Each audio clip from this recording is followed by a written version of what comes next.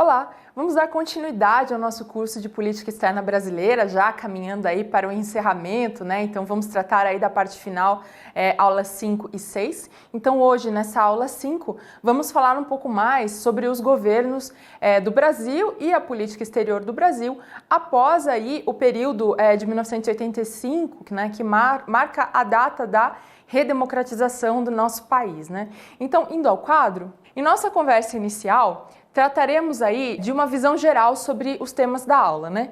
Então, um primeiro momento, falaremos aí do período do governo de José Sarney. Então, o José Sarney, ele assumiu em 1985 como presidente do Brasil, após aí o período de colégio eleitoral que elegeu o presidente Tancredo Neves, né? Então, como sabemos, o Tancredo Neves faleceu e, por isso, o José Sarney assumiu em seu lugar, né?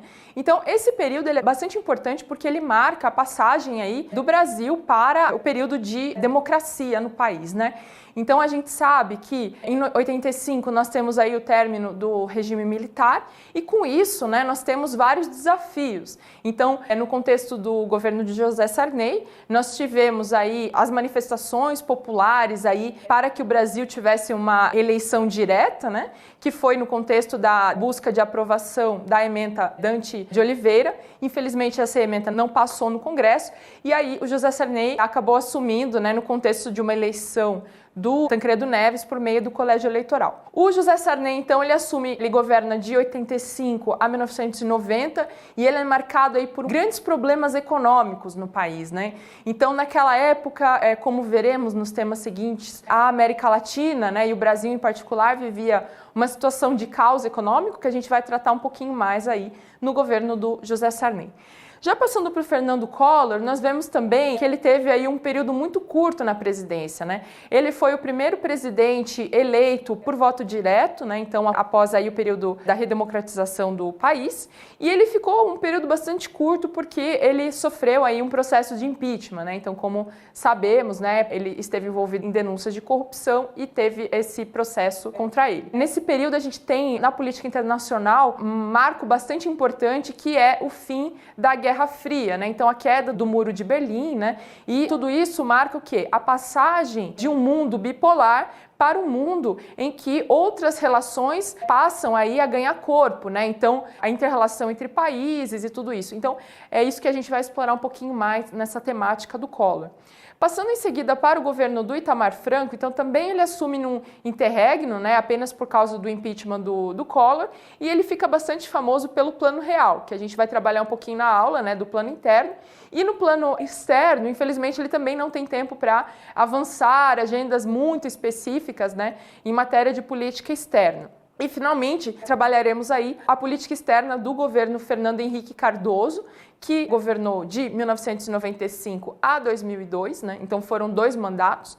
Em particular, o Fernando Henrique foi o ministro da Fazenda do Itamar Franco e ele também, né, assumiu parte dos louros da vitória por conseguir conter boa parte dos processos inflacionários que o Brasil passava, né? Porque o Fernando Henrique também apoiou aí na implementação do Plano Real. Então, internamente, ele fica bastante famoso por causa disso, e aí ele consegue se eleger em 1995 presidente da República. Em matéria de política externa, também trabalharemos que o Fernando Henrique ele assume aí uma agenda bastante pautada nas relações econômicas do país, né? Então, busca de relações comerciais, tratados de comércio, né? Então, ele avança por essa agenda aí econômica. É claro que isso também ocorre no momento, né, e vivíamos uma década em que o Brasil ele buscava aí retomar as hipotecas que o Brasil tinha do período da ditadura militar. Então, por exemplo, durante a ditadura militar, não tivemos aí a adesão a tratados de direitos humanos. Então, isso é algo que o Fernando Henrique Cardoso também vai buscar trabalhar em maior profundidade como parte de sua política externa. Dessa maneira, então, faremos um breve apanhado, né? Porque, de fato, cada governo tem especificidades, mas para entender a política externa é bastante importante entender as agendas internas e os contextos internos de cada período da nossa história, né? Então, de maneira aí a gente entender como que foi esse período após aí, o período do fim da ditadura militar.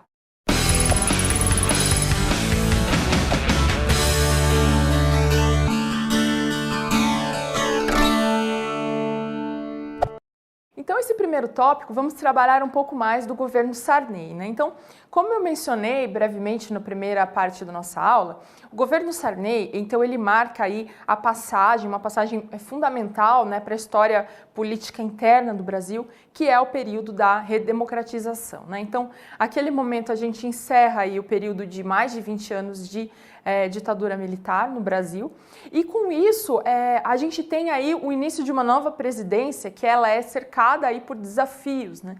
Então, o primeiro desafio importante que vai marcar a gestão interna do Sarney realmente é a questão econômica, né? Então, por mais que essa aula seja de política externa brasileira, é importante entender aí o contexto interno que o Brasil passava, que é um contexto realmente de processo inflacionário crescente, né? Então, para muitos que se recordam de viver aí nesse contexto, ou que têm os pais que viviam nessa época, então havia uma questão importante aí de aumento de preços. Então havia uma coisa de você ir ao supermercado de manhã e aí à tarde o preço já ter aumentado muito, né? Então era uma questão importante de tabelamento de preços, haviam aquelas maquininhas que remarcavam e tudo mais, uma questão bastante complicada. Então o governo Sarney, quando ele assume, ele começa a implementar planos, né, pacotes de medidas para tentar conter essa disparada de preços, né?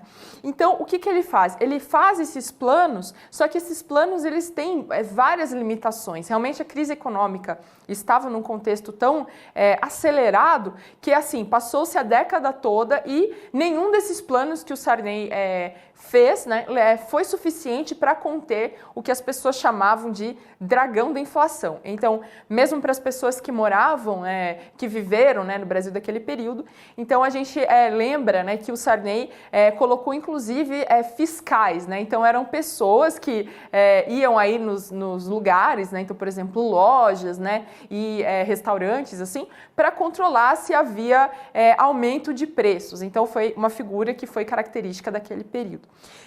Vale lembrar que esse contexto ele não era só do Brasil, né? Embora a gente entenda que a inflação, né, a contenção da inflação é uma responsabilidade interna, a gente também tem que reconhecer que o cenário externo, o cenário internacional, estava marcado por várias perturbações, né? Então, a década perdida, ela pode ser entendida como um fenômeno que estava na América Latina como um todo, né?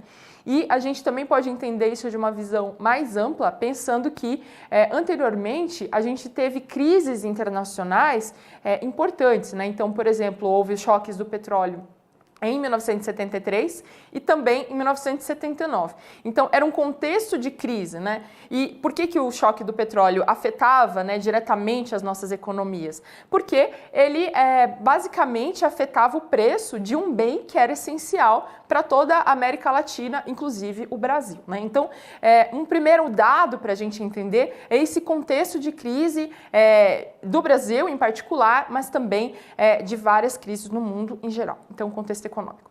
Esse contexto, eventualmente, ele se refletiu em decisões de política externa, né? Então, por exemplo, em 1987, o Sarney não conseguiu mais dar conta aí dessa dívida externa realmente que a gente tinha com o FMI, por exemplo. Então, naquele contexto, em 87, o Brasil realmente declarou a moratória da dívida externa, né? Então, um dado relevante aí para a nossa política externa. Indo para o quadro, então temos aqui, né, fazendo uma recapitulação, que a época do Sarney, né, em termos de economia, então ela foi marcada por uma crise econômica e, de uma maneira mais geral, na América Latina, pelo fenômeno aí da década perdida. E como que o Sarney fez para dar conta disso, né? Foram sucessivas tentativas de combate à inflação que aconteceram durante esse governo e nenhuma delas, né, nesse período de 85 a 90, teve um êxito substancial na contenção dessa inflação. Passando ao próximo slide, temos aqui outro dado importante que nós vamos trabalhar um pouco mais também no decorrer da aula, que é a questão da integração regional.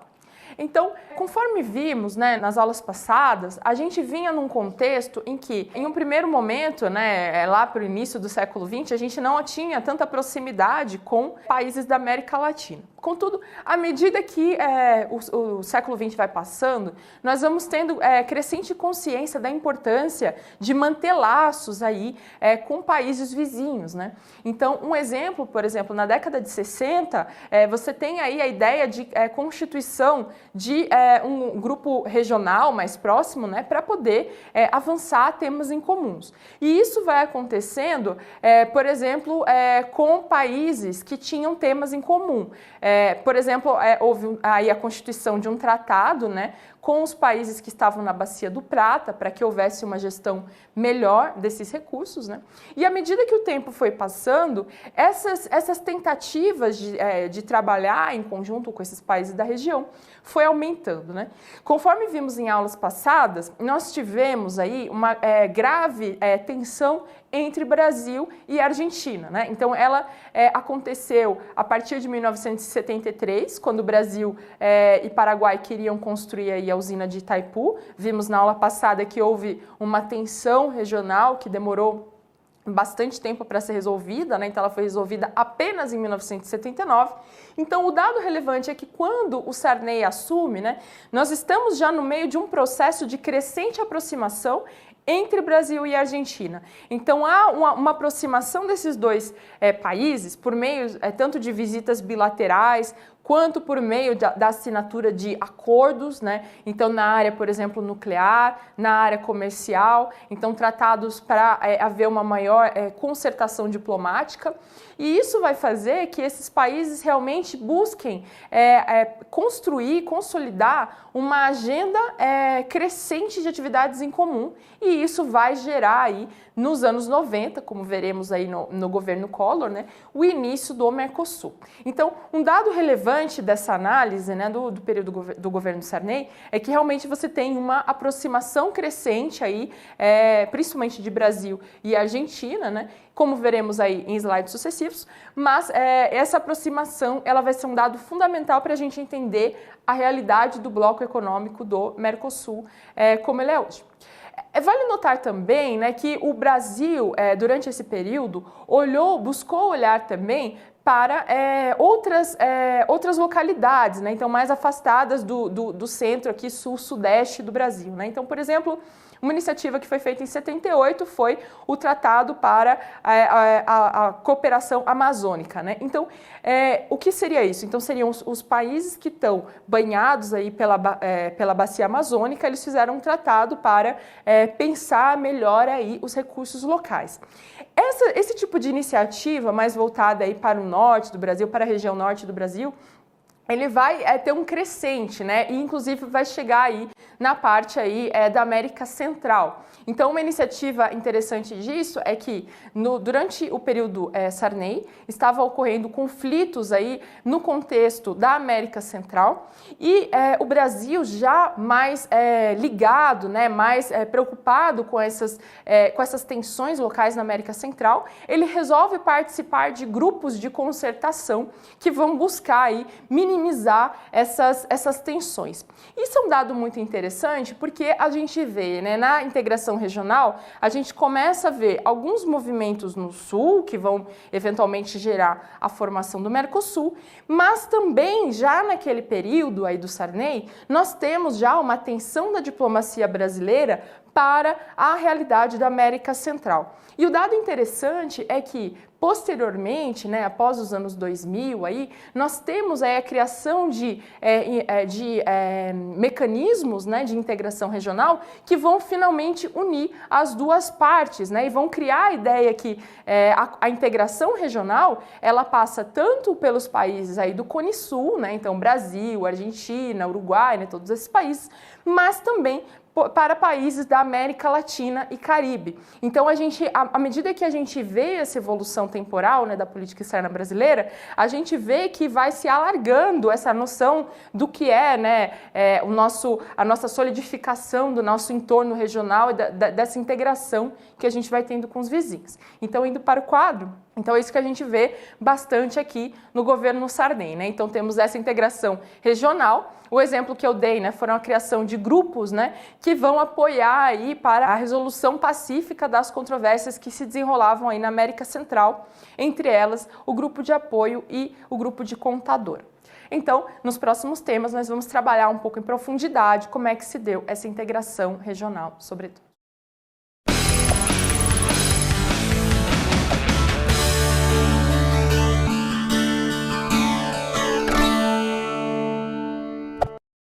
Então vamos agora falar um pouco mais sobre as relações do Brasil e da Argentina, né? Então a gente tem que trazer um dado, né, que também já foi um pouco explorado nas últimas aulas, que quando a gente tem um processo de integração regional, então a gente tem normalmente aqueles países que tomam aí a liderança desse processo, né? E como eu comentei com vocês nas aulas passadas, quando a gente olha para a União Europeia, a gente reconhece que esse processo aí que levou à constituição, né, desse bloco econômico, ele partiu aí de uma aproximação entre França e Alemanha. Transpondo essa ideia, né, da integração aqui para a América Latina, então a gente vê que o principal eixo da integração, né, ele é trazido aí pela aproximação de Brasil e Argentina.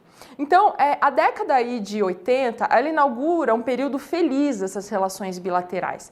E isso é um dado muito importante, por quê? Porque ao longo desse período, Brasil e Argentina passam aí a trazer aproximações crescentes, e essas aproximações que vão acontecer tanto no ponto de vista nuclear, quanto no ponto de vista comercial e de integração de cadeia de produção e tudo mais. Então, tudo isso vai gerar aí o acordo, o estabelecimento em 1991 do Tratado de Assunção, que constituiu, como vocês sabem, né, o estabelecimento aí do Mercosul. Então, indo para o slide, temos aqui algumas datas que são importantes para entender essas relações entre Brasil e Argentina. Então, em 1985, nós temos aí a Ata de Iguaçu. É um dos primeiros, um dos documentos centrais aí dessa aproximação e que define aí áreas que vão ser relevantes, né, para essas relações bilaterais. Após isso, já em 86, o Brasil e a Argentina avançam no sentido de uma integração econômica, né? Então, já começa a ser acordado que tipo de aproximação esses dois países teriam, de forma que eles pudessem aí ampliar as sinergias, né, em termos de sua indústria, né, dessa troca aí comercial bilateral. Então isso já vai pavimentando o caminho, vamos dizer. Então são uma série de acordos, uma série de aproximações diplomáticas, né, que vai levar ao estabelecimento, em 1988, do chamado Tratado de Integração, Cooperação e Desenvolvimento. Então, nesse tratado, né, de 88, pela primeira vez, os países já colocam um prazo para que houvesse realmente uma integração comercial mais firme, né? Então, eles dão aí um prazo de 10 anos para que houvesse aí o estabelecimento de uma área aí em que houvesse a troca comercial livre, né, uma zona de livre comércio. Então, já é um dado muito interessante da nossa análise para a gente compreender como se dá essa aproximação entre os dois países. Indo para o quadro, temos então essas datas como marcos que vão aí traduzindo uma aproximação que era muito, né, entre Brasil e Argentina. Como também eu comentei em aulas passadas, nós temos aí que esses dois países assumem a liderança do processo integrador. Posteriormente, entra no contexto desses acordos tanto o Uruguai quanto o Paraguai, né? Então, já para constituir aí um bloco realmente, né, com esses 4 países. Então, a gente vê que realmente há um fortalecimento dessas relações entre Brasil e Argentina, né, durante esse período do Sarney, e que isso vai ter um papel central no estabelecimento do Mercosul. Então, vale lembrar, né, que com o Mercosul, inicialmente nós temos um grande aumento, né, isso quando o Mercosul vai acontecer aí a partir de 1991, nós temos um grande incremento das relações comerciais. Então, realmente as trocas entre os países, elas são muito ampliadas, né, principalmente nesses anos iniciais.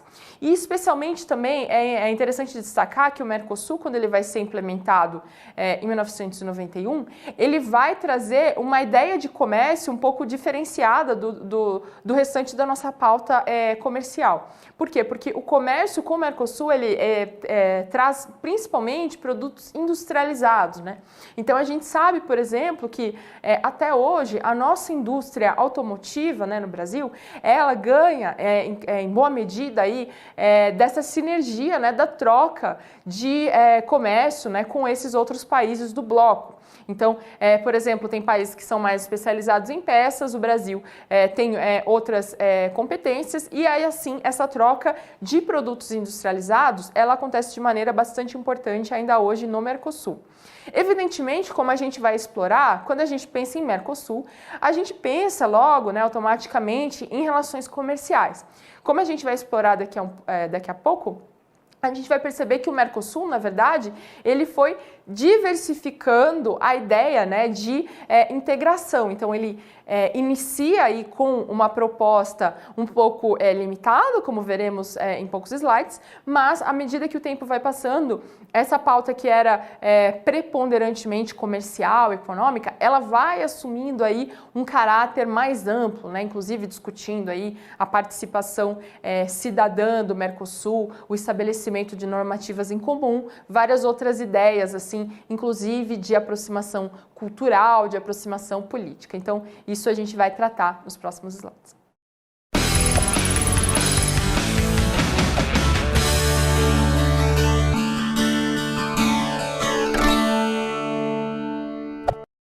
Evidentemente, eu falei assim bastante das relações do Brasil com a Argentina, né? Então, é claro que as relações, né, internacionais do Brasil naquela época, elas eram bastante diversas, né? Então, passando um pouco do recorte regional aí para outros países, né? Então vamos explorar um pouquinho mais como se deu esse início de política externa no período aí após a nossa democratização, né? Então no período de redemocratização.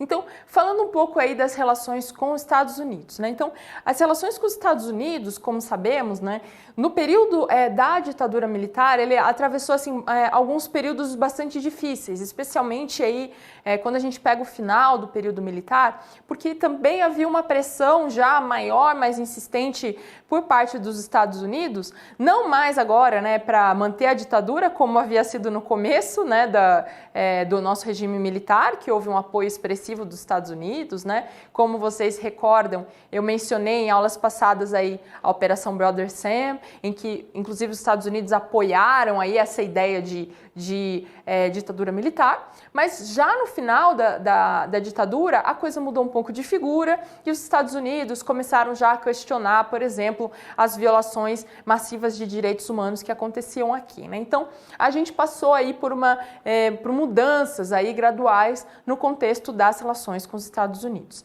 No período aí após 1985, né, então nós temos uma questão importante comercial com os Estados Unidos, que é o contencioso, na verdade não é contencioso, mas houve um atrito importante com os Estados Unidos aí, em razão da lei da informática. Indo para o quadro, temos aqui, então, no contexto dos Estados Unidos, um cenário, né, por um lado, a questão brasileira aí de crise econômica, né, como eu mencionei aí, a gente vivia no contexto dos planos econômicos do governo Sarney, a tentativa aí de superação tanto da nossa dívida externa, que era bastante complicada, quanto de uma questão de superação da inflação. Então, tínhamos aí um grave quadro econômico.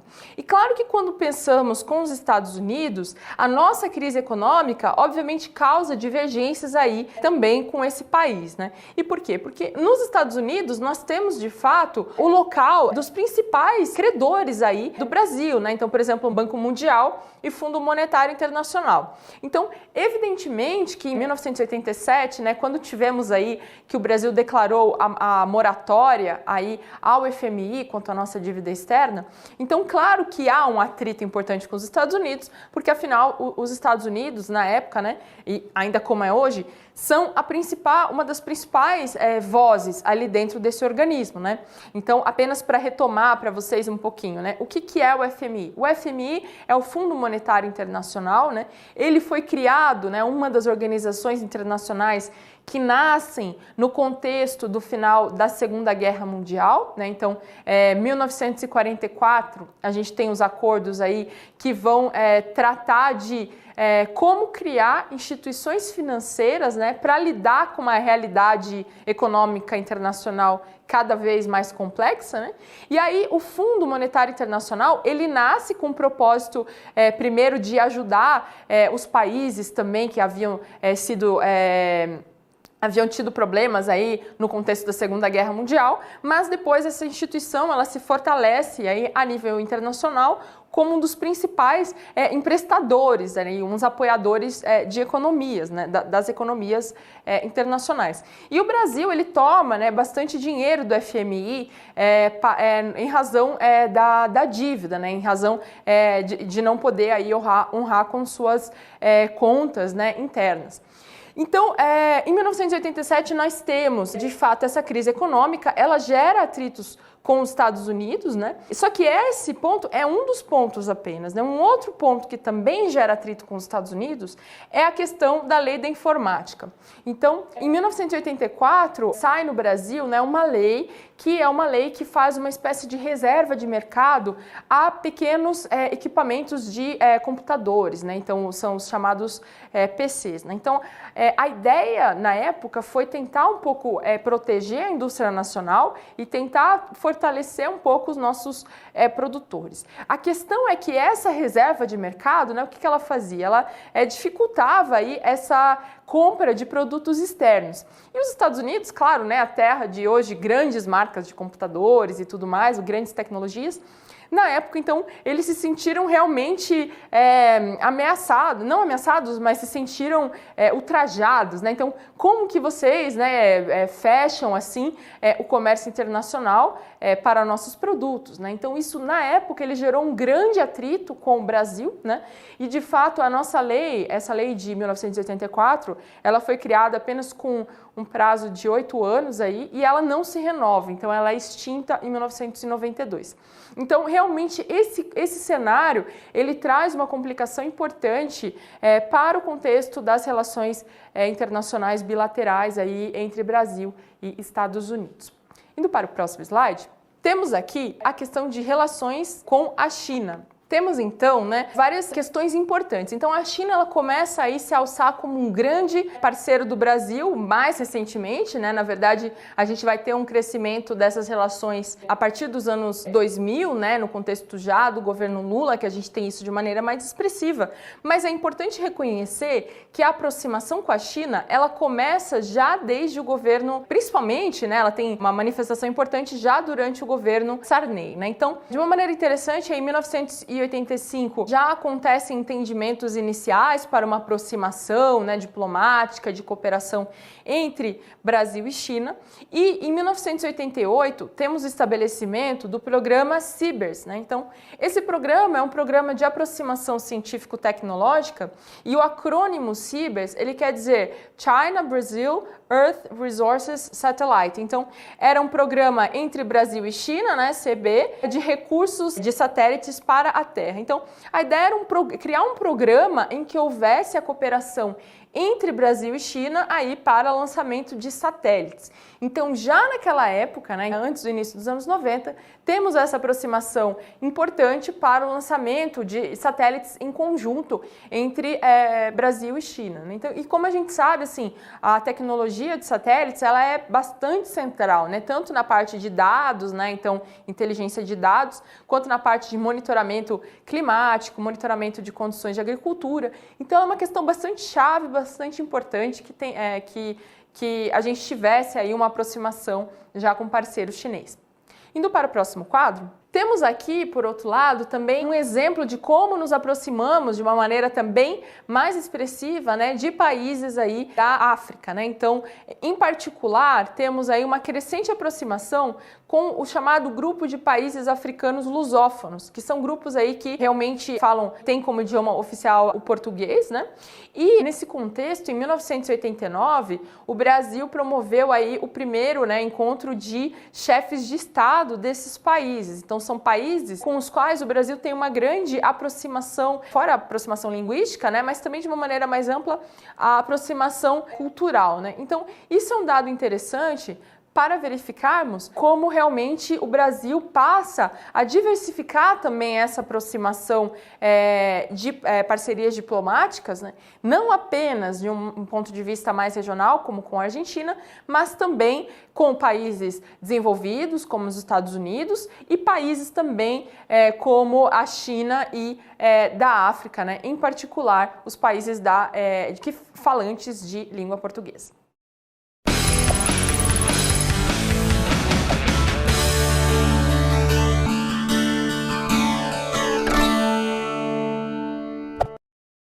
então no último tema que houve aí uma crescente diversificação dos nossos laços diplomáticos, né? Então, já desde a política externa independente, o Brasil já trabalhava com essa ideia de realmente universalizar as parcerias, né? Então, ou seja, manter relações diplomáticas internacionais com vários países, né?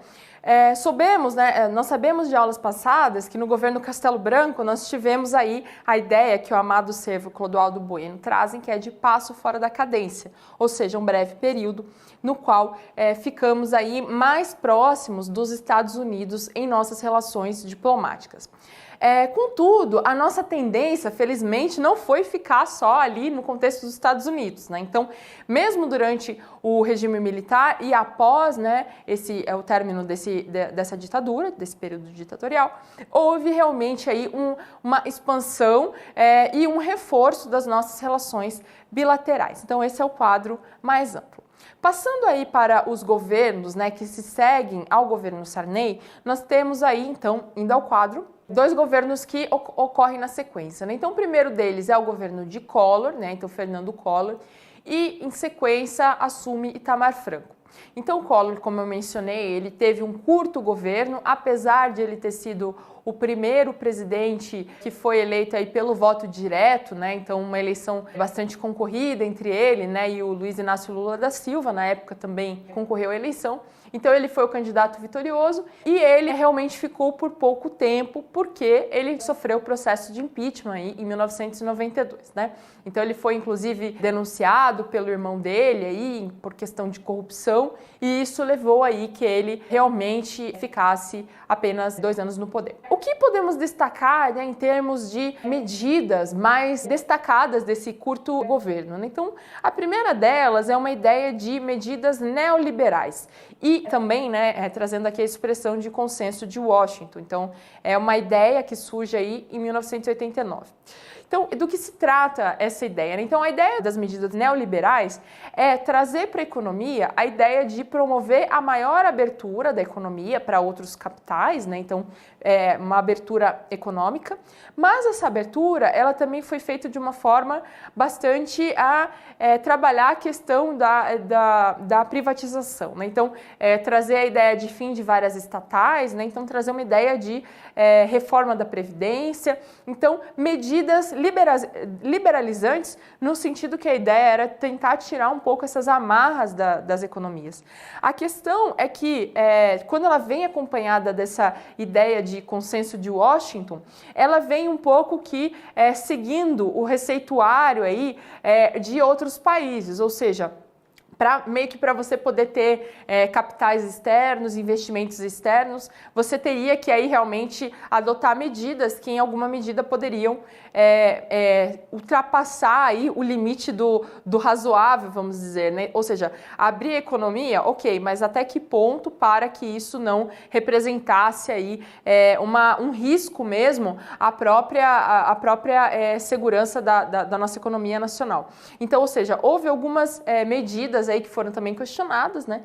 Desse ponto de vista de qual seria o ideal aí dessa abertura econômica, né? Então, ser invadidos por capitais internacionais também não era vantajoso pela questão de concorrência, afinal, quando a gente abre demais para economias muito maiores que as nossas, também seria um risco, mas também, né, qual medida de abertura garantiria para a gente um mínimo de funcionamento básico aí das nossas estruturas aí econômicas. Então, esse foi um pouco do que se foi falado, né, no contexto do governo Collor, e essa ideia de abertura de economia ela foi bastante presente.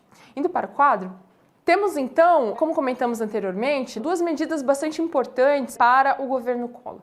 Então, a primeira delas foi a criação do Mercosul, como mencionamos nos temas precedentes. Essa criação, ela vem de um contexto de crescente aproximação entre Brasil e Argentina, que depois incorporou nessa aproximação Paraguai e Uruguai. E claro, né, hoje a gente sabe que outros países também fazem parte, como por exemplo a Venezuela e outros ainda na questão de membros assim que acompanham aí esse processo, né?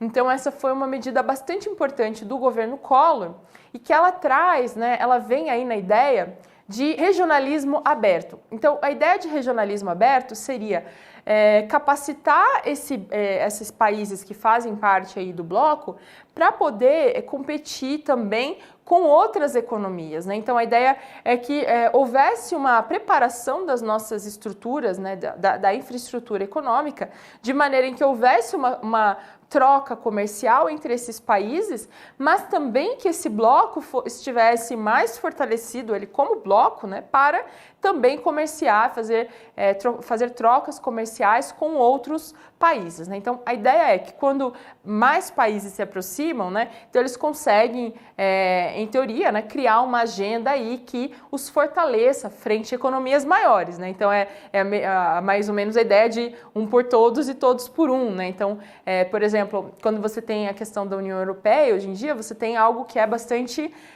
amplo, né? Mais países, então eles conseguem estabelecer aí acordos comerciais mais vantajosos, né?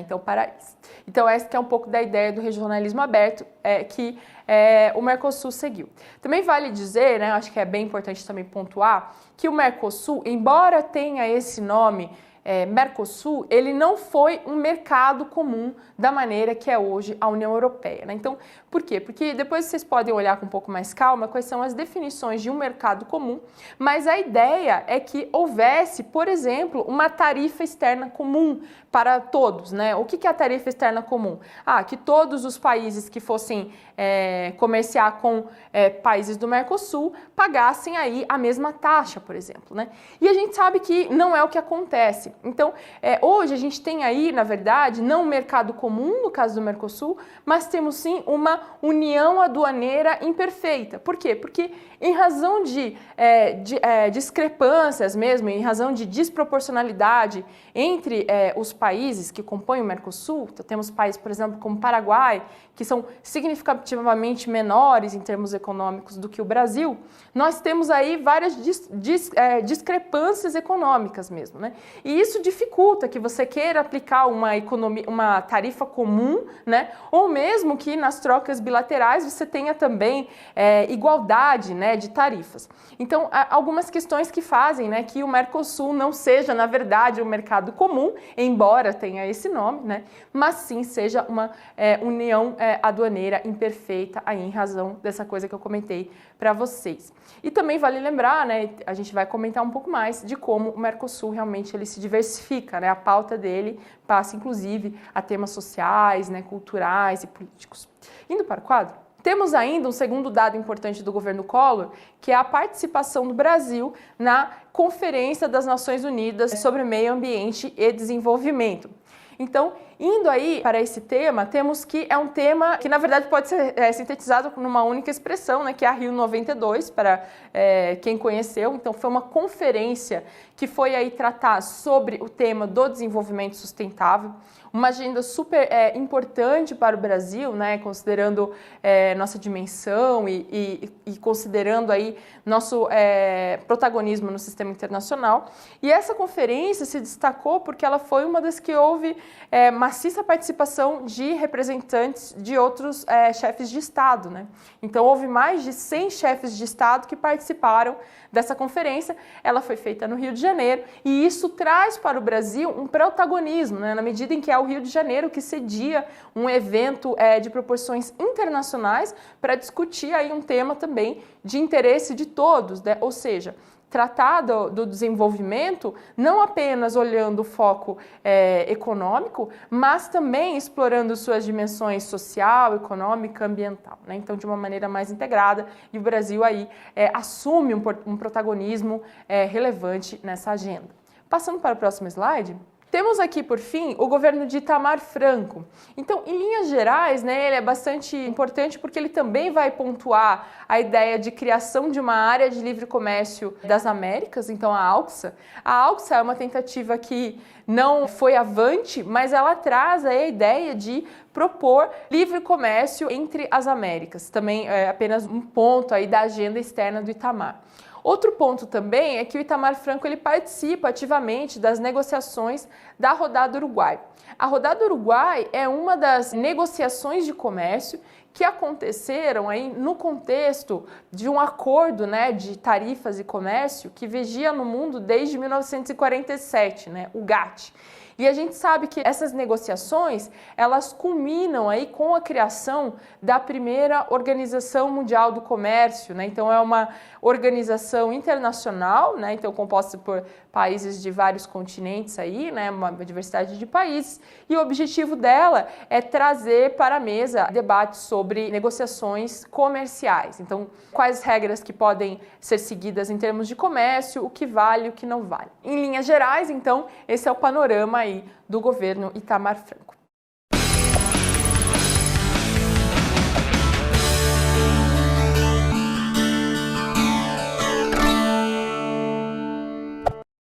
Seguindo aí, a gente sabe então que no governo do Itamar Franco a gente tem um grande feito na economia interna, né, então, que é o Plano Real. O Plano Real, né, então hoje a gente está acostumado, reclama do real, mas assim, na época as pessoas realmente ficaram maravilhadas com a ideia trazida pelo plano. Então foi feito assim, um plano econômico que fez a inflação realmente ser reduzida da casa de muitos dígitos, né, de inflação, para realmente algo com o qual pudéssemos lidar aí, e os preços pararam de subir todos os dias.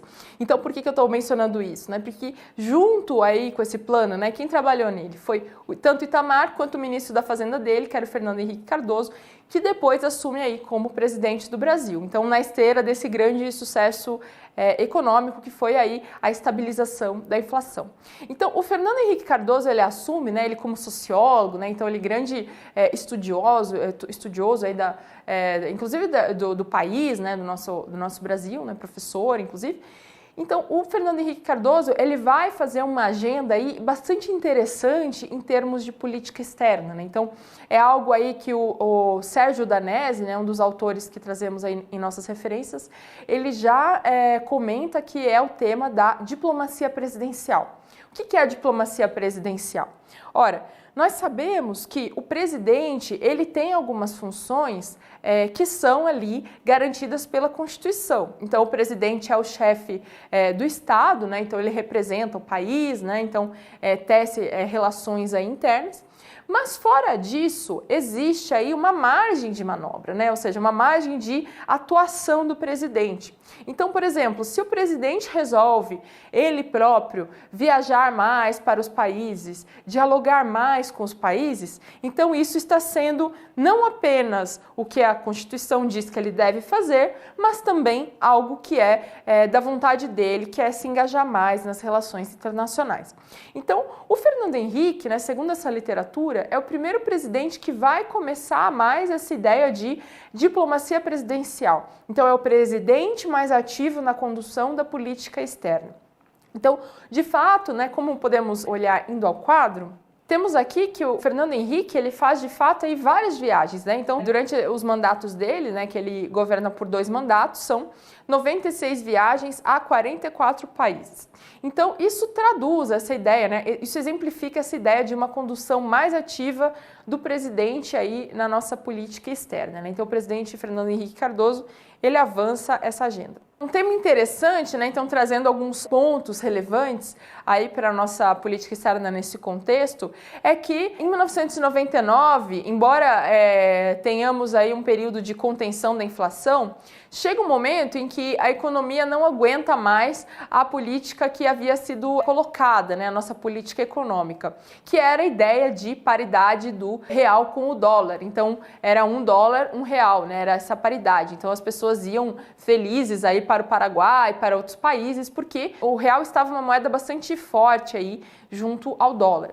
Então, em 1999, finalmente, né, no contexto de crises em outros países também, né, temos aí uma crise que leva à desvalorização da nossa moeda. E com isso, né, temos aí um grande problema aí nas relações com o nosso vizinho, a Argentina, né? Porque a Argentina, em razão desse comércio bastante próximo que estava acontecendo no contexto do Mercosul, ela sofre bastante com essa desvalorização em termos econômicos. Então, regionalmente, nós temos ali uma crise, né, entre os dois países. Então, esse é um primeiro dado interessante que a gente traz aqui. Um segundo dado muito relevante também é a criação, né, em 2000 aí, da primeira cúpula de presidentes da América do Sul e da criação aí de uma iniciativa para a integração regional sul-americana em termos de infraestrutura, né? Então, no contexto dessa cúpula, os países percebem, olha, nós precisamos ficar mais próximos e nós precisamos também pensar em questão de integração, porque veja, a geografia da América do Sul, ela é bastante complexa, né? Então, nós temos aí a bacia amazônica, que traz toda a complexidade de florestas e de rios e tal. Temos a Cordilheira dos Andes, né? Muitas florestas e tudo mais. E esse tipo de barreira natural, né? Barreira natural não, são condições naturais, elas precisam ser trabalhadas aí quando você quer ter mais comércio com os países vizinhos e tudo mais.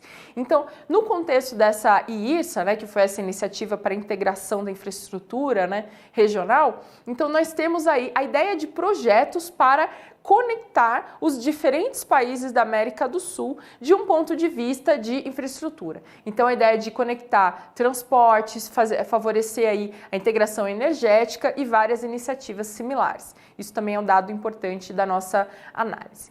Indo novamente para o quadro, temos então o que o Gelson Fonseca Júnior, né, traz no contexto do governo Fernando Henrique como a ideia de autonomia pela distância, né, então uma passagem dessa ideia de autonomia pela distância à autonomia pela participação. De maneira resumida, nós tivemos que durante aí o período de ditadura militar, tivemos um período de afastamento de várias instâncias internacionais, especialmente em matéria de direitos humanos, no contexto das Nações Unidas.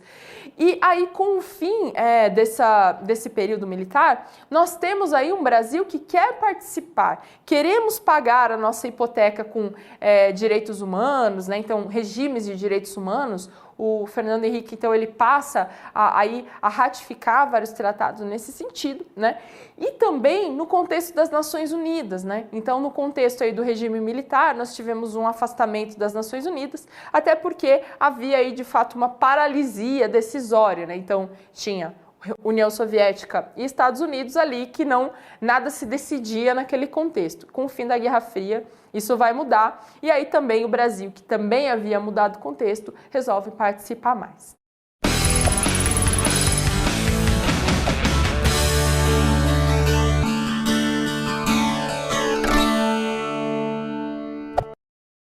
Então, nessa aula vimos que com o avanço do processo de democratização, tivemos aí presidentes que foram estressando coisas diferentes em suas agendas internacionais, né? Então passamos desde o Sarney aí lutando com as crises econômicas internas, tendo problemas externos também em razão dessa crise, mas também contendo aí esse avanço, essas crises aí por meio do estreitamento de relação com outros países, e a gente foi seguindo esse caminho, né? E a ideia é que durante esse caminho nós tivemos aí alguns princípios de relações internacionais que felizmente foram positivados, ou seja, foram escritos em nossa Constituição, né, de 1988.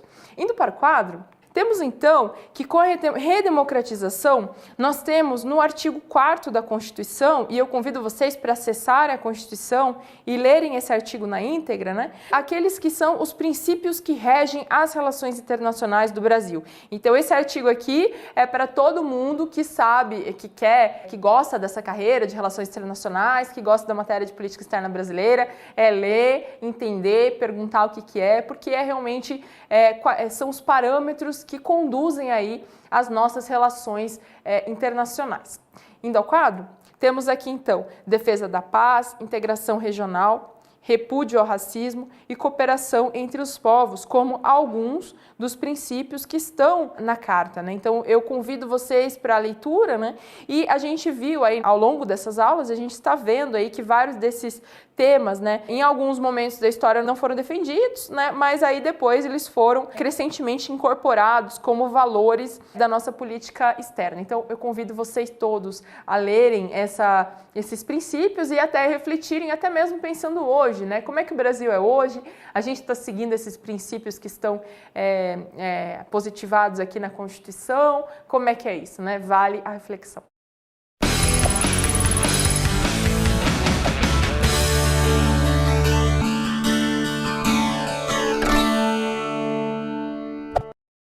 Então, vimos nessa aula que realmente nossas relações internacionais passam por um momento importante, né, até de afirmação externa, né, no sentido que durante aí, esse período que vimos, então a gente passa crescentemente a se engajar mais em iniciativas internacionais. Então é algo que vocês podem também depois ler com mais calma na rota, né? Mas o que temos? Temos que o Brasil, na passagem aí dos anos 90, o Brasil busca recuperar esse tempo perdido, né? Então, alguns temas aí que durante a ditadura militar foram deixados um pouco à margem aí das nossas relações internacionais, ou totalmente à margem, né? Como foi o caso dos direitos humanos. E na hora então que a gente ingressa nesse período de redemocratização, nós realmente ficamos mais ativos, né? Então, por exemplo, passamos a ser signatários, passamos a assinar e a ratificar vários tratados de proteção e promoção dos direitos humanos, né? E inclusive também adotamos outras medidas. Então, em aulas passadas comentamos que em 68, por exemplo, na questão nuclear, o Brasil decide por não participar aí do Tratado de Não Proliferação Nuclear, e já no governo de Fernando Henrique acontece aí a entrada do Brasil nesse tratado, né? Então, o Brasil realmente pondera que é melhor também que o Brasil aceda, né, que o Brasil entre, faça parte desse tratado, afinal o Brasil não queria ficar do lado daqueles países que não assinam o tratado porque têm armas e não querem reconhecer esse fato, né, ou que reconhece abertamente. Por exemplo, Coreia do Norte aí tem reconhecidamente, não faz parte do tratado. Então o Brasil, na condição que não queria ser parte daquele conjunto de países que estão aí com problemas, com muitos de seus vizinhos, né, como é o caso da Coreia do Norte, o Brasil opta pela participação.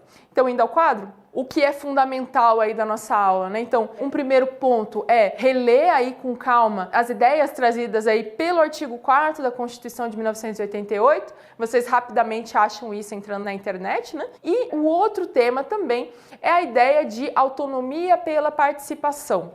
Então, principalmente na redemocratização do Brasil, o Brasil é um país que participa, ou seja, o que era antes autonomia pela distância, né? Autonomia pela distância traduzia a ideia que o Brasil era um país autônomo porque ficava um pouco à margem de várias questões aí, por exemplo, questão dos direitos humanos. Então, autonomia pela distância. Essa era a ideia que vigorava durante o período da ditadura militar.